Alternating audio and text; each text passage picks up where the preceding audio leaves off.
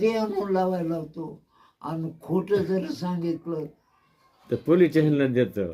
तुम्ही बी गेलो का टेम्परवारी तर हो हो. तुम्ही बी घरी आणि ती बी घरी. मला पहिला माझ्याकडे आला नंबर. मी म्हणलो साहेब असं असं आहे कहाणी त्याची मला त्यानं सांगितलेली. मी तुम्हाला सांगलो तुम्हाला ज्याचं करायचं त्याला बोलवून तुम्हाला का बोलायचे ते बोला. हो. गंगावण्याला बी तीच. आणि पिटलवार म्हणून होता ते बी माझे सैनिक.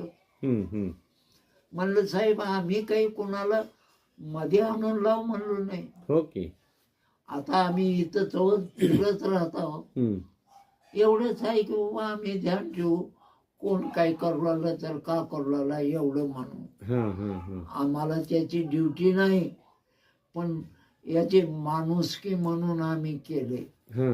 आता तुम्हाला का आम्हाला दंड द्या त्यांना द्या. आता तिघाचं तर झालं की त्याला कॅबिन मध्ये घेतलं बोलून.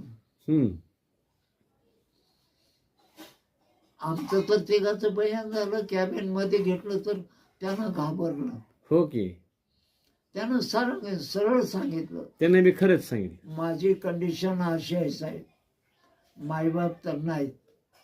मी तर इथं शिकवला.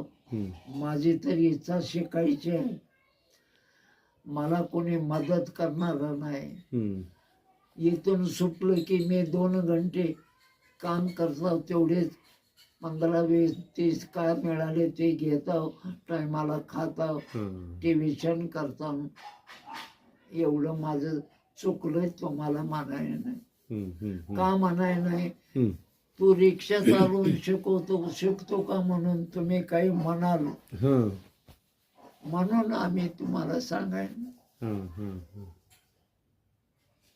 तेव्हा त्या माणसाला रिक्षा मध्ये लावायचं म्हणलं. क्षीरसागर साहेबांनी त्याला तिथं सांगितलं आणि वॉचमॅन येऊ देत नाही साहेब म्हणलं.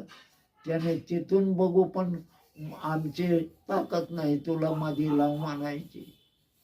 त्या क्षीरसागर साहेबांनीच का. त्यांना सांग माझं साहेबांना लाव म्हणलं. जाणकार होतात बिचारा तीस. बघा ते माणूस इथं डिप्लोमा होऊन इंजिनियर झाला आणि औरंगाबादला कंपनीत नोकरीला